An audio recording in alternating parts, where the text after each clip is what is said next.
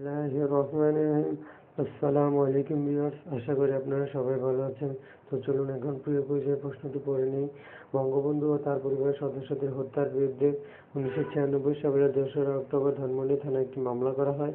1998 সালে 8ই নভেম্বর 15 জনকে মৃত্যুদণ্ড প্রদান করে রায় ঘোষিত হয়।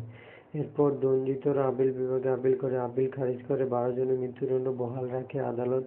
2010 সালের 2রা জানুয়ারি আসামিদের রিভিউ পিটিশন দাখিল করলে 27শে জানুয়ারি আপিল বিভাগের 4 জন বিচারপতি তা খারিজ করেন। পরবর্তী সময়ে সৈয়দ ফারুক রহমান, শাহরিয়ার রশিদ খান, এ.কে.এম মহিউদ্দিন, বজলুল হুদা, মহিউদ্দিন আহমেদের মৃত্যুদণ্ড কার্যকর করা হয়। কবে এই 5 জন খুনির মৃত্যুদণ্ড কার্যকর করা হয়? অপশনগুলো হচ্ছে 28শে জানুয়ারি 2010, 21শে জানুয়ারি 2011, 12ই মার্চ 2010, 1 ফেব্রুয়ারি 2010। তো চলুন আজকের প্রশ্নটির উত্তর আপনার যাচাই করে দেখিয়ে দিচ্ছি।